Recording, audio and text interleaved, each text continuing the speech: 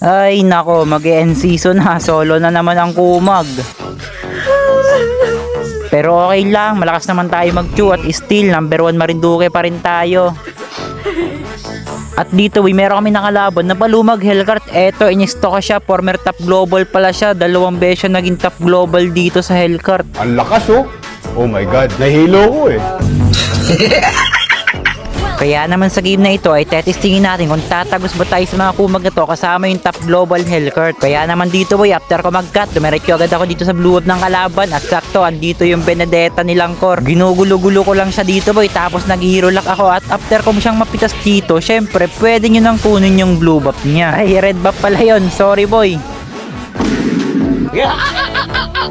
At sa pangalawang pagtatagpo namin ni Benedetta, pinipilit pa niya talagang kunin yung ipis dito. Pero hindi niya alam, siya lang yung gagawin kong ipis dito. Tingnan nyo. Boom! Burado! Patay ang yawa. Tas eto, gusto atong umisan hetong dragon na to. Mukha namang uod. Papakuldan na sana ako ng skill para palagad tong dragon na to. Ang kaso, andito yung kumag na Hellcart. Kaya naman napilitan ko na lang tumakbo dito boy. Tapos nasalubong ko pa tong bata na may dalang lollipop. Ayun, bagsak ang pogi. Aray ko. Tas dito boy, sa pangatlong pagkakataon, napipitas ko na naman yung Benedetta. Ang kaso, nababad ako sa tore nila. Kaya ayun, patay na naman ako nung bata. Wait lang muna boy, ipiplex ko muna sa inyo yung skin ko kay Claude, which is etong Sanrio.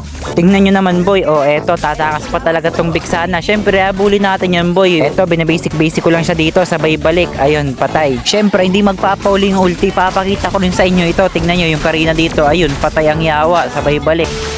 Mabalik tayo sa Game Boy. Tingnan nyo naman, lagi dito yung dalaw ng mage nila. Tapos akala ko makakaligtas na ako dito. Tapos maya lang, biglang andito yung Hellcart. Grabe, tatlo sila dito boy. Ako ata yung trip netong mga kumag na to ah. Ako ata talaga yung trip netong batang may lollipop na to. Kasi tingnan nyo dito na tumambay sa XP lane. Sinasamahan nata yung bebe niya. Akala ko mapapatay ko na yung Yusong dito. Kaso nakancel yung ulti ko nung flame shot ng kumag. Kaya yun, napapligger ako dito boy. Tapos mabibis pa ako netong batang may lollipop na to. Tapos sabi dito ng Lilia, don't touch my baby. Sumakot naman dito yung Yusong ng yes mami.